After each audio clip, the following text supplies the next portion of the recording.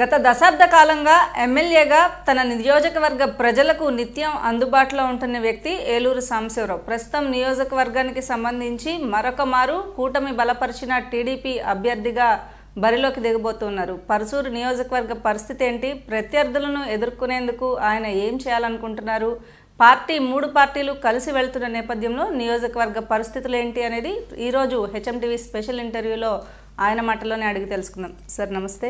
నమస్తే అండి. ఎలా ఉంది సార్ నియోజకవర్గంలో కూటమి పరిస్థితి ఎట్లా ఉంది? బాగుందండి. గతంలో నేను 2 పర్యాయాలు తెలుగుదేశం పార్టీ తరఫున పోటీ చేశాను. ఇప్పుడు ప్రజాకూటమి బలపరిచిన అభ్యర్థిగా తెలుగుదేశం, జనసేన, బీజేపీ 3 పార్టీల ఉమ్మడి అభ్యర్థిగా పోటీ చేస్తూ ఉన్నాను. 3 పార్టీల నుంచి మద్దతు బ్రహ్మాండంగా ఉంది. మంచి రిజల్ట్ వచ్చేదానికి అవకాశం ఉంది. గత ఎన్నికల్లో అంటే 2019లో వైసీపీ క్లీన్ స్వీప్ చేసింది, పూర్తిగా వైసీపీ వేవ్ నడిచింది. ఆ టైంలో కూడా మీరు గెలిచారు అంటే ప్రజల్లో మీకున్న నమ్మకం ఆ లెవెల్లో ఉండింది. అంటే ఈ 5 సంవత్సరాలు మీరు చేసిన మీ పని చూసే ప్రజలు మీకు ఓటేశారు అనుకుంటున్నారు.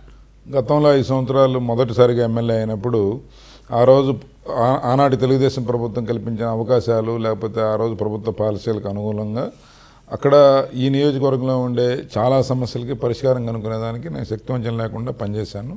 తద్వారా గతంలో ఎప్పుడు చూడని అభివృద్ధి, జరగని అభివృద్ధి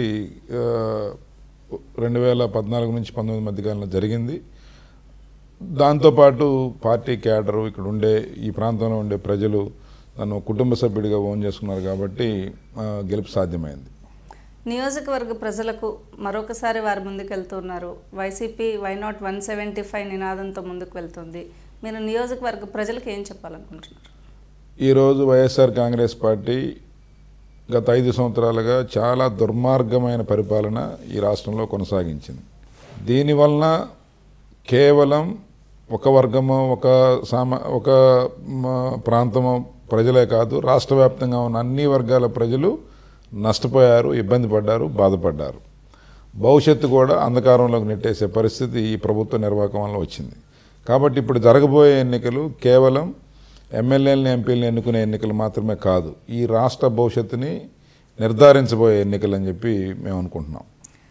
గత 30 సంవత్సరాలుగా నియోజకవర్గంలో జరగని అభివృద్ధిని మీరు వచ్చిన తర్వాత చేసి చూపించారు అని ప్రజల నుంచి వస్తున్న వాయిస్.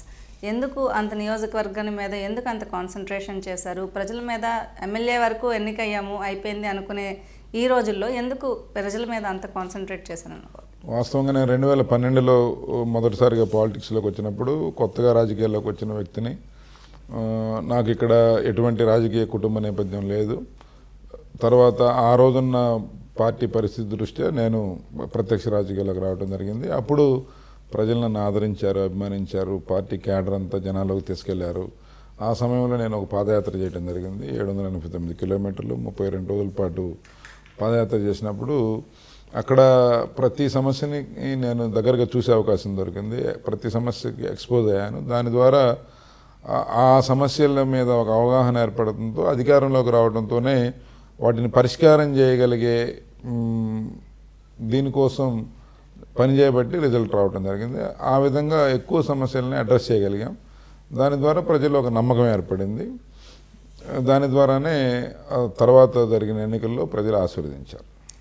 2019 నుంచి ఇప్పటి వరకు అంటే మీ పార్టీ ప్రభుత్వం లేదు. సో మీరు ప్రజలకు సేవలు అందించే విధంలో మీకు సహకారం వైసీపీ ప్రభుత్వం నుంచి అందిందా, లేకపోతే నియోజకవర్గ ప్రజలకు ఏదన్నా కొంత కొరత ఉంది అనుకుంటున్నారు? ప్రజలకు ఉపయోగపడే పనులు మాకు చేసే అవకాశం ఎలాగూ లేదు. అపోజిషన్ పార్టీగా ప్రభుత్వంలో అధికారంలో ఉన్న వాళ్ళు కూడా చేయలేదు. అదే దురదృష్టం.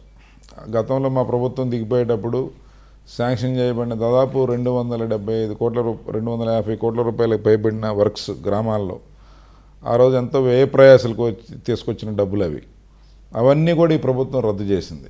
మరలా కొత్త శాంక్షన్స్ ఇవ్వలేదు. అలాగే గుంటూరు ఛానల్ ఎక్స్టెన్షన్ 275 కోట్ల రూపాయలతో మొదలైన ఆ ప్రాజెక్టు, అది కూడా ఎక్కడ వేసిన గొంగలు అక్కడే ఉంది. ఈ రకంగా ఈ ప్రాంతానికి తీవ్రమైన నష్టం ఈ ప్రభుత్వంలో జరిగింది. మేము చేయలేకపోయాం, వాళ్ళు చేయలేదు. కాబట్టి ఈ ప్రాంతం నష్టపోయింది. ఈసారి అంటే హ్యాట్రిక్ సాధించినట్లయితే ప్రజలకు ఏం చేయాలనుకుంటున్నారు? నియోజకవర్గంలో ఫస్ట్ మేజర్ ఇష్యూగా ప్రాబ్లమ్స్ ఏమున్నాయి? పెండింగ్ వర్క్స్ మనము అన్ని పూర్తి చేసుకునే అవకాశం కోసం చూస్తూ ఉన్నాం. గుంటూరు ఛానల్ ఎక్స్టెన్షన్ ఏదైతే గతంలో మా ప్రభుత్వం శాంక్షన్ చేసిందో దాన్ని కంప్లీట్ చేయాలి. నాగార్జున సాగర్ కుడికాలువకి గోదావరి నీళ్ళు ఎత్తిపోసే పథకం అది కూడా కంప్లీట్ చేస్తే ఈ ప్రాంతంలో సాగునీరుకి తాగునీరుకి ఎటువంటి ఇబ్బంది ఉండదు. ప్రతి ఇంటికి కుళాయి ఇవ్వాలనేది మా కూటమి మేనిఫెస్టోలో పొందుపరచబడింది. ఇక్కడ మాకు వాస్తవంగా గ్రామాల్లో వాటర్ ప్రాబ్లం చాలా సివియర్గా ఉంది, దాన్ని కూడా కరెక్ట్ చేయాలి. ఇంకా మిగిలిపోయిన సిమెంట్ రోడ్లు, సైడ్ డ్రైన్స్ అన్నీ కూడా నిర్మాణం చేసుకోవాలి. దాని తర్వాత ఇళ్ల స్థలాల సమస్య చాలా ఎక్కువగా ఉంది. 20 నుంచి 25 వేల మందికి ఇళ్ల స్థలాలు లేక ఒకే ఇంట్లో 2, 3, 4 కుటుంబాలు కాపురాలు ఉంటున్నాయి. ఆ పరిస్థితి నుంచి వాళ్ళని బయటపడవేయాలి. ఇళ్ల స్థలాలు అర్హులైన ప్రతి పేదవాడికి అందించాలి. దాంతోపాటు ప్రభుత్వ సపోర్టుతో వారికి ఇల్లు కట్టించే కార్యక్రమం కూడా తీసుకోవాలి.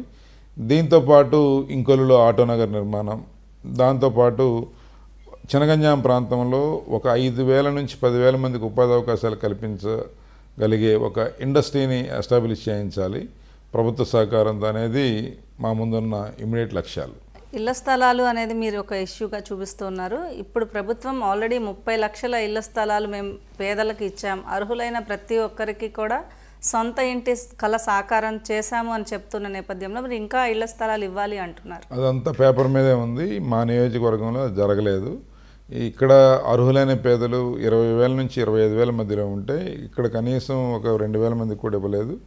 అదిగాక దాంట్లో మళ్ళీ రాజకీయాలు, దాంట్లో చాలా నివాసానికి ఉపయోగపడని భూమి ఇచ్చారు, ప్రతి చోట సెంటు భూమి ఇచ్చారు. దాంతోపాటు అది ఎటువంటి పరిస్థితుల్లో ఉపయోగపడలేదు. కేవలం కమిషన్లకు కక్కుర్తిపడి రేట్లు పెంచి ప్రభుత్వ డబ్బును వృధా చేసి వారికి ఆదాయ వనరుగా ఇళ్ల స్థలాలు పంపిణీ జరిగింది. కానీ ఇది ప్రజలకి అక్కడ నివాసయోగ్యమైన పరిస్థితులు లేవు. ఇల్లు కట్టుకోవాలనుకునే పేదవాళ్ళకి ఎటువంటి ఉపయోగం లేదు. మీ పైన అనేకమైన కేసులని గత ప్రభుత్వం పెట్టింది. సో ఈ కేసులకి సంబంధించి అంటే కేవలం కక్షపూరితంగానే పెట్టిందంటారా, లేకపోతే అందులో ఏదైనా మీకు ఇబ్బందులు ఏమైనా ఉన్నాయా కేసులకి సంబంధించి? ఇబ్బందులు ఏమి లేవండి. వీళ్ళు వాస్తవంగా ఏదో రకంగా భయపెట్టాలి, బెదిరించాలి, లొంగ తీసుకోవాలి, ఒత్తిడికి గురి చేయాలి అనే పద్ధతిలో వెళ్ళారు. నా మీదే కాదు, తెలుగుదేశం పార్టీలో కానీ జనసేన ఇతర పార్టీలో పనిచేసే ఎంతోమంది ప్రత్యర్థి పార్టీ రాజకీయ నాయకుల మీద లెక్కకు మించి కేసులు పెట్టారు. అది ఈ ప్రభుత్వం ఎంచుకున్న విధానం కాబట్టి వాటిని లెక్క చేసే పరిస్థితి లేదు. వాటిని చట్ట ప్రకారం వాటిని ఏం చేయాలో చేస్తాం. మీకు ప్రత్యర్థిగా ఉన్నటువంటి వైసీపీ పార్టీలో ఇప్పటికే అభ్యర్థిని 4 సార్లు మార్చింది. ఇప్పుడు నిలబెట్టిన అభ్యర్థి నిజంగా అంటే మీకు ఆల్రెడీ 10 సంవత్సరాలు చేసిన అనుభవం ఉంది, ఈ నియోజకవర్గానికి అంత స్థాయి గల వ్యక్తి అంటారా? వాళ్ళ సంగతి మనకు అనవసరం. మనమైతే ఈ ప్రాంతంలో పుట్టి పెరిగాం, ఈ ప్రాంతానికి ఏదైనా సేవ చేయాలనే ఒక లక్ష్యంతో రాజకీయాల్లోకి వచ్చాను. ఈ ప్రాంత ప్రజలతో, ఈ గ్రామాలు, ఇక్కడ ఉండే ప్రతి ఒక్కరితో ఒక బంధం ఉంది, అనుబంధం ఉంది. నాకు ఇక్కడ ఈ ఎన్నికలు లేకపోతే ఈ పదవి అనేది ఒక అలంకారం కాదు, ఇది ఒక బాధ్యత. కాబట్టి పక్క ప్రాంతాల నుంచి లేకపోతే రకరకాల రాజకీయ పార్టీల అవసరాల కోసం బయట నుంచి నాయకులను తీసుకొస్తూ ఉంటారు. అది రాజకీయ పార్టీల అవసరం. వ్యక్తులు వస్తూ ఉంటారు, పదవి కావాలి, అది వాళ్ళ అవసరం. ఇక్కడ నాకు ఒక స్పష్టత ఉంది, నా మీద ఒక నమ్మకం ఉంది. కాబట్టి అవతల వ్యక్తులు, అవతల పార్టీల గురించి మనం ఆలోచించే పరిస్థితి మనకు అవసరం లేదు. మనం పాజిటివ్ యాంగిల్లో మనకి పాజిటివ్ ఓటు దిశగా నేను పనిచేస్తూ వెళ్తాను. మీరు రైతు కుటుంబం నుంచి వచ్చారు. మీ నియోజకవర్గంలో రైతులకి సంబంధించినటువంటి ప్రాబ్లమ్స్ చాలా ఉన్నట్లుగా తెలుస్తూ ఉంది. వీటిలన్నిటికీ పరిష్కార మార్గం ఏమంటే? వాస్తవంగా ఈ పర్చూరు నియోజకవర్గం మొత్తం కూడా అగ్రికల్చర్ బేస్డ్ కాన్స్టిట్యున్సీ. ఇక్కడ మొత్తం కూడా రూరల్ ఏరియా, 95 పంచాయతీలే. ఇక్కడ 100కి దాదాపు 80% మంది ప్రజలు వ్యవసాయం మీద ఆధారపడతారు. మిగతా వారు కూడా అగ్రికల్చర్ బేస్డ్ ఇతర ఇండస్ట్రీస్ మీద ఆధారపడి జీవనం సాగిస్తూ ఉంటారు. కాబట్టి నేను రైతు కుటుంబం నుంచి వచ్చిన వ్యక్తిగా, వ్యవసాయం గురించి చదువుకున్న వ్యక్తిగా ఆ సెక్టార్ మీద కొంత గ్రిప్ ఉంది, పట్టుంది. సో ఈ ప్రాంతాన్ని రిప్రజెంట్ చేయటం నాకు ఒక అదృష్టంగా భావిస్తాను. కాబట్టి ఈ ఉన్న అవగాహనతో ఈ ప్రాంత రైతులకి ఎంతో కొంత మేలు జరిగితే చాలనుకుంటాను. మీ నియోజకవర్గం నుంచి ఆమంచి కృష్ణమోహన్ చాలా దోచేశారు. నియోజకవర్గంలో చాలా ప్లేసెస్లో కబ్జా జరిగింది, ఆయన వల్ల చాలా వ్యతిరేకత ఉంది అనేది ఉంది ప్రస్తుతం. అది వాస్తవం అంటారా? 5 సంవత్సరాలుగా ఒక పర్చూరు నియోజకవర్గమే కాదు ఈ రాష్ట్రంలో సహజ వనరుల్ని వ్యవస్థలను అడ్డం పెట్టుకొని అడ్డగోలుగా దోసేశారు. ఇసుక, గ్రనైట్, అలాగే ఇతర ఖనిజ సంపదలు వారి యొక్క అధికార దాహానికి బలిగాందేం లేదు. వ్యక్తులు మారచ్చు, జగన్మోహన్ రెడ్డి క్రియేట్ చేసిన వ్యవస్థ మాత్రం ఒకటే, దోచుకోవటం, దాచుకోవటం. కాబట్టి అది ఇక్కడ కొత్తగా జరిగేదేం లేదు, రాష్ట్రం అంతా జరిగేది, ఇక్కడ కూడా పెద్ద ఎత్తున జరిగింది. కూటమి అభ్యర్థుల నుంచి అంటే మీరు టీడీపీ నుంచి ఉన్నారు, జనసేన నుంచి, బీజేపీ నుంచి ఎంతవరకు మీకు సపోర్ట్ ఉంది? కూటమి సపోర్ట్ తీసుకుని మీరు నియోజకవర్గంలో ప్రజల వద్దకు వెళ్తున్నారు, వారి కార్యకర్తలు కానీ లేకపోతే నాయకులు కానీ మీ వెంట ఉన్నారు? ట్రూ స్పిరిట్తో పనిచేస్తూ ఉన్నారు. జన సైనికులు అయితే చాలా బ్రహ్మాండంగా వారి సొంత పార్టీ అభ్యర్థిని గెలుపు కోసం ఏ విధంగా కృషి చేస్తారో అంతకు మించి వాళ్ళ శక్తికి మించి పనిచేస్తూ ఉన్నారు. మనస్ఫూర్తిగా వారికి ధన్యవాదాలు తెలియజేస్తూ ఉన్నా. ఇక్కడ ప్రతి ఓటు ఖచ్చితంగా 100% ట్రాన్స్ఫర్ అవుతుంది. కూటమి అభ్యర్థిగా నేను పోటీ చేస్తూ ఉన్నా కాబట్టి అందువల్లే కొంచెం మంచి ఇంపాక్ట్ ఈ కాన్స్టిట్యున్సీలో వచ్చింది. మూడోసారి ప్రజల్లోకి వెళ్తున్నారు. అటు వైసీపీ మాత్రం రాష్ట్రంలో ప్రతి సీటు కూడా గెలిచేది మేమే, వై నాట్ 175 అనే నినాదంతో ముందుకు వెళ్తున్నారు. అలాగే ఏ నియోజకవర్గంలో సీఎం సభ పెడితే అక్కడ ఆ నియోజకవర్గానికి సంబంధించినటువంటి నాయకులను కూడా టార్గెట్ చేస్తూ వెళ్తూ ఉన్నారు. ఈ నేపథ్యంలో ఆ ఎఫెక్ట్, ఇంపాక్ట్ మీ మీద ఏమైనా ఉండేదా? వైఎస్ఆర్ కాంగ్రెస్ పార్టీ కథలు చెప్పడంలో బాగా ఎక్స్పర్ట్ పార్టీ. వాళ్ళ నాయకులు ప్రజలకి ఎలాగా అలవోకగా అబద్ధాలు చెప్పడం, అలవోకగా ప్రజల్ని ఏమర్చడం, తప్పుదారి పట్టించడం వాళ్ళకి వెన్నతో పెట్టిన విద్య. అలాగే అందుకే దానిలో భాగంగానే ఈ వై నాట్ 175.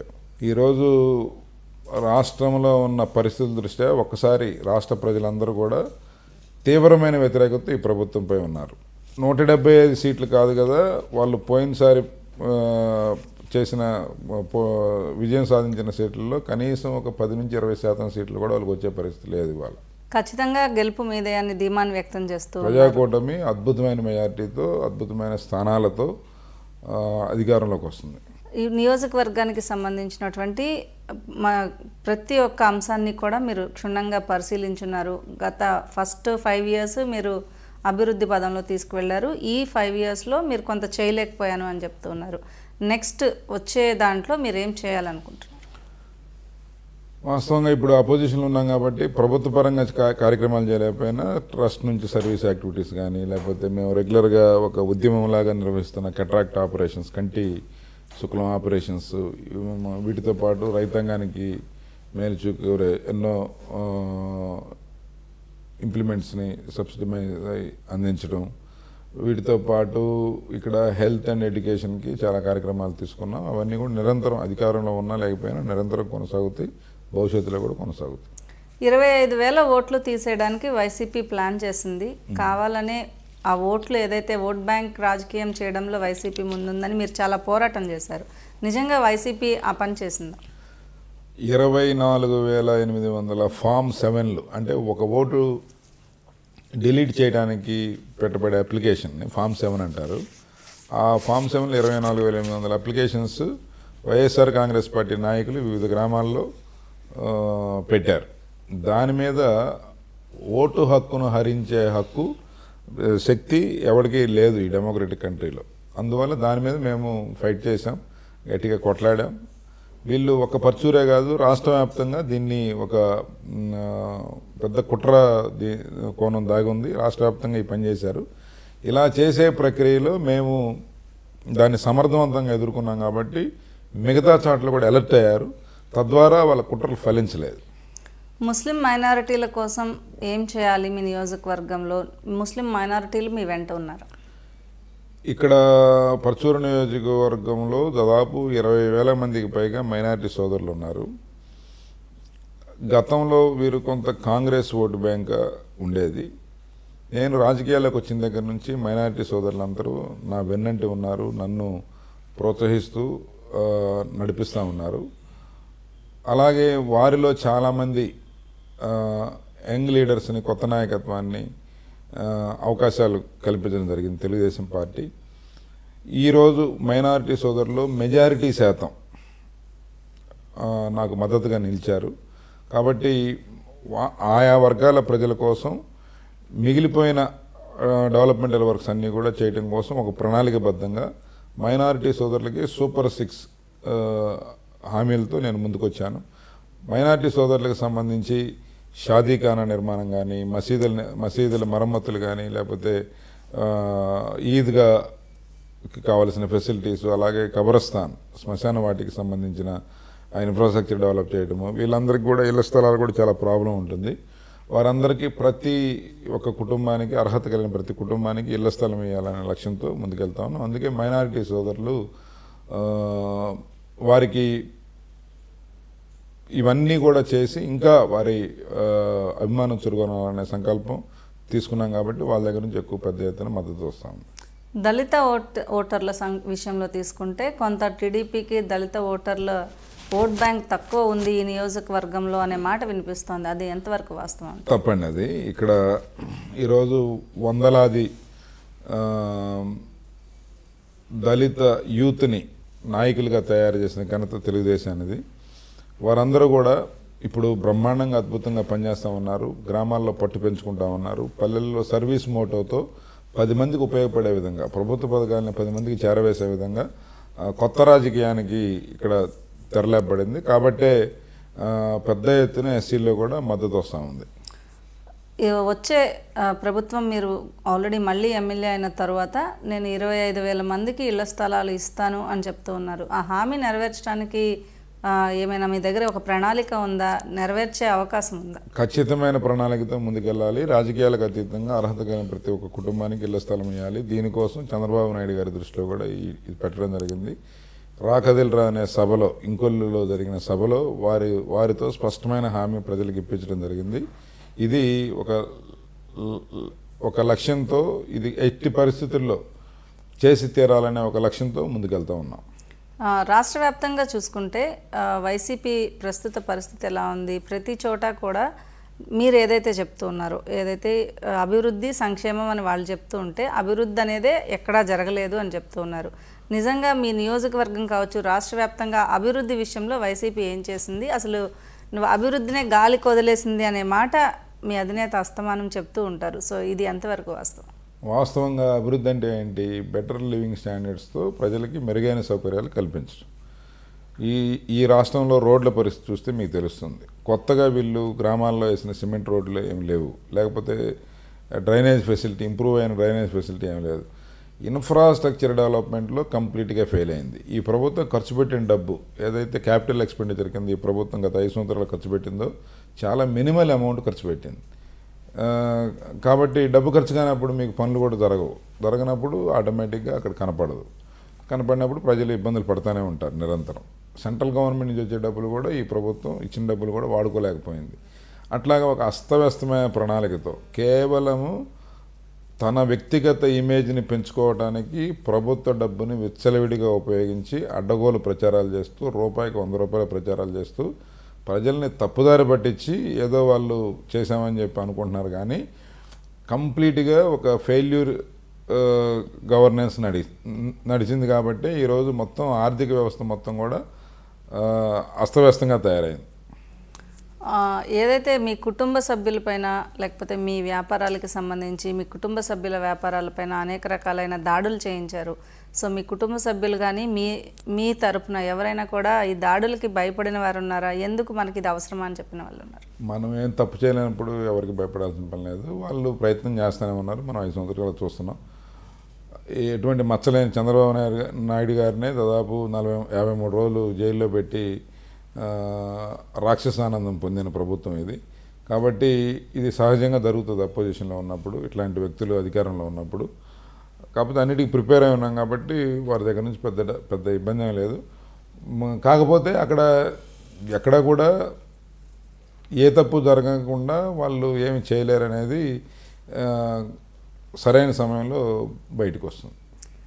ఎప్పుడైతే చంద్రబాబు నాయుడుని అరెస్టు చేసిన తర్వాత పార్టీకి సంబంధించినంత వరకు కూడా నాయకత్వ లోపాన్ని విషయంలో కొంత ఎత్తి చూపించే ప్రయత్నం చేశారు. గతంలో టీడీపీ ఏదైతే జగన్మోహన్ రెడ్డి పైన కేసుల విషయాన్ని చెప్తున్న కారణంగానే చంద్రబాబు నాయుడుని అరెస్ట్ చేశారని అనుకుంటున్నారా, లేకపోతే వాస్తవాలకి అతీతంగా ఉండడం కోసం, వాళ్ళని భయపెట్టడం కోసం, మీ పార్టీని భయపెట్టడం కోసం చేశారనుకుంటున్నారు?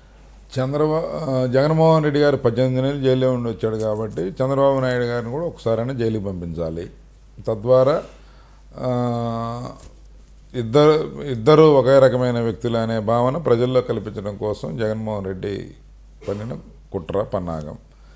రెండవది, చంద్రబాబు నాయుడు గారిని జైల్లో వేయడం ద్వారా తెలుగుదేశం పార్టీ శ్రేణుల్లో ఆత్మస్థైర్యాన్ని తగ్గించాలి. వారి యొక్క ఆత్మస్థైర్యం ఎప్పుడైతే తగ్గుతో పనిచేసే విధానం, పోరాడే విధానం తగ్గిపోతుంది. తద్వారా తెలుగుదేశం పార్టీని నిర్వీర్యం చేయాలి. ఈ 2 ఆబ్జెక్టివ్స్తో చంద్రబాబు గారి మీద తప్పుడు కేసు పెట్టారు. ఈ 2 రివర్స్ అయినాయి. చంద్రబాబు నాయుడు గారిని జైల్లో పెట్టిన తర్వాత చంద్రబాబు నాయుడు గారి ప్రతిష్ట తగ్గకపోగా ఆయన గతంలో ఆయన చేసిన మంచి పనులన్నీ ప్రజలు గుర్తు చేసుకున్నారు. ఆ రకంగా నిరసనని తెలియజేశారు.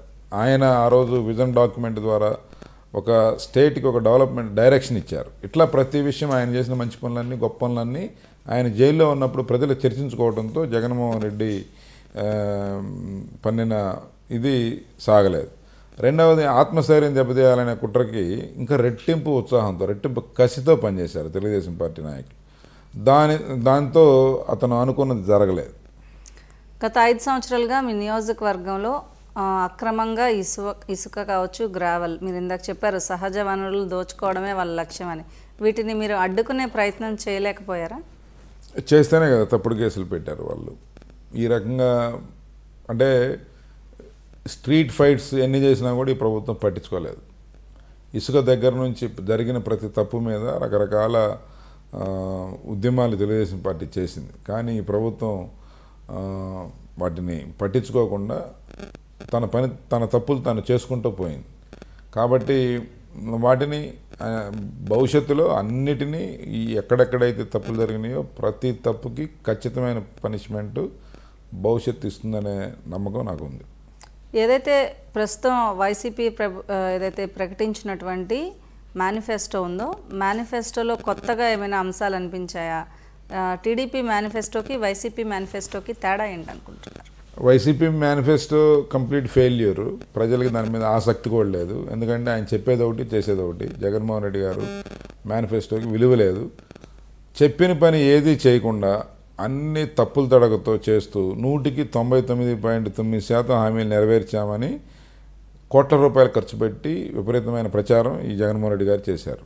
కానీ చంద్రబాబు నాయుడు గారు వాస్తవంగా ప్రజలకు ఏది అవసరం, ప్రస్తుతం నడుస్తున్న స్కీమ్స్ ఏంటి, దాన్ని ఇంకా బెటర్గా ఎట్లా తీసుకెళ్ళాలి, ఎక్కువ మందికి ఎలా ప్రభుత్వ పథకాలు అందించాలి, ప్రభుత్వ సపోర్టు ఉన్న వర్గాలు ఏంటి, ఆ వర్గాలకు మనం ఎలాగ చేదోడు వాదోడుగా ఉండాలి, అండగా ఉండాలి అనే విషయాల మీద చాలా గ్రౌండ్ రీసెర్చ్ చేసి 5 సంవత్సరాల అపోజిషన్లో ప్రతి విషయాన్ని క్షుణ్ణంగా పరిశీలించి నిర్ధారణ చేసుకున్న తర్వాత చేయగలమనే నమ్మకం ఉంది కాబట్టే ఒక స్పష్టతతో హామీలు ఇచ్చారు.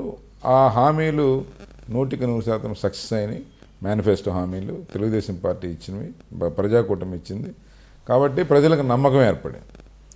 మీరు మేనిఫెస్టో సూపర్ బాగుంది అని చెప్తున్నారు. వాళ్ళ మేనిఫెస్టో కంటే ఇది ప్రజలు కోరుకునే మేనిఫెస్టో అని చెప్తున్నారు. కానీ ఏదైతే ఇచ్చిన మేనిఫెస్టోలో 2014లో అమలు చేయలేదు కాబట్టి ప్రజలు 2019లో మిమ్మల్ని ఓడగొట్టారు. అసలు మీకు మేనిఫెస్టో గురించి మాట్లాడే అర్హత లేదు అని కొంతమంది వైసీపీ నాయకులు పదే చెప్తారు. అదే వైఎస్ఆర్ కాంగ్రెస్ పార్టీ నాయకులు గట్టిగా చెబితే అబద్ధం నిజమవుతుంది అనుకుంటారు. అలా ఏం లేదు. 2014లో చెప్పిన ప్రతి హామీని తెలుగుదేశం పార్టీ నెరవేర్చింది. చివరిలో 1-2 చోట్ల ఏదైనా చిన్న మిస్టేక్లు జరిగి ఉండొచ్చు. మేము బ్రహ్మాండంగా పనిచేశామని ప్రజలు కూడా నమ్మారు, ప్రజలు విశ్వసించారు. కానీ అంతకన్నా బ్రహ్మాండంగా జగన్మోహన్ రెడ్డి గారు పనిచేస్తాడు అనే నమ్మకాన్ని అతను కల్పించబట్టి 2019లో అతను ఓట్లేసి గెలిపించారు. కాబట్టి ఇక్కడ మేమేదో తప్పు చేశాం కాబట్టి మమ్మల్ని అపోజిషన్లో కూర్చోబెట్టారనేది తప్పు. అతను ఇంకా మాయమాటలు చెప్పాడు, ఎక్కువ ఇవన్నీ చెప్పబట్టి అతను ఇంకా బెటర్గా చేయగలుగుతాడనే నమ్మకం కల్పించాడు కాబట్టి అతన్ని ఎన్నుకున్నారు. కాకపోతే అదంతా కూడా అతను 6 నెలల నుంచి చెడగొట్టుకున్నాడు. కాబట్టి అతని మీద ఇప్పుడు ప్రస్తుతానికి ఎక్స్పెక్టేషన్ ఏం లేదు. ప్రజలకి అనవసరంగా ఒక ఛాన్స్ ఇచ్చామనే ప్రజల్లో భావన స్పష్టంగా ఉంది.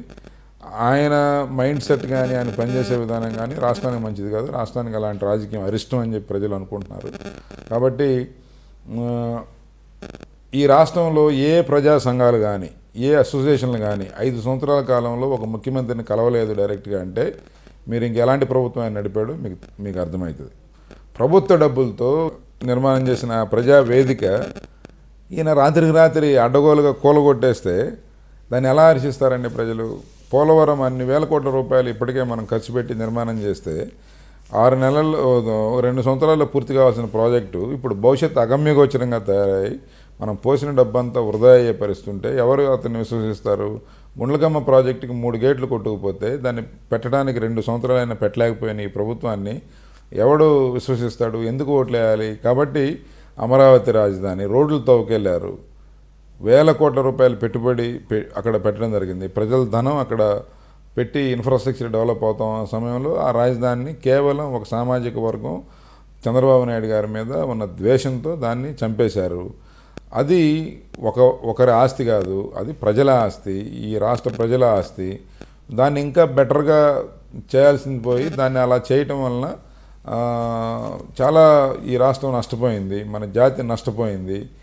ఇవన్నీ చూసిన తర్వాత మరలా 175కి 175 వస్తాయి, లేకపోతే మేము 100% హామీలు నెరవేర్చామని చెబుతామంటే ప్రజలు ఎవరు చెవులు పువ్వులు పెట్టుకొని లేరు. వాళ్ళు స్పష్టతతో ఉన్నారు. అతను అంతే చెప్తాడు, జనాలు చేయాల్సింది చేస్తారు. ఇది ఏదైతే నియోజకవర్గ ప్రజలు నా పైన గత 10 సంవత్సరాలుగా ఎటువంటి నమ్మకాన్ని అయితే ఉంచారో ఈసారి కూడా అదే నమ్మకాన్ని చూపిస్తారని ఆశాభావం వ్యక్తం చేస్తున్నారు. దీంతో పాటుగా ప్రజలకు కల్పించాల్సినవి చేయాల్సినవి ఈ 5 సంవత్సరాల్లో ప్రభుత్వం టీడీపీది కాకపోవడంతో నేను చేయలేకపోయిన పనులు ఏవైతే ఉన్నాయో అవి ప్రభుత్వం ఏర్పడగానే చేసి తీరుతానని మాటిస్తున్నారు. అలాగే మౌలిక సదుపాయాల కల్పన కోసం తన నియోజకవర్గ ప్రజల ఆకాంక్షలు నెరవేర్చేందుకు ఎల్లప్పుడూ సిద్ధంగా ఉంటానని ఏలూరు సాంబశివరావు చెప్తున్నారు. ఇది ఇవాల్టి హెచ్ఎం టీవీ స్పెషల్ ఇంటర్వ్యూ.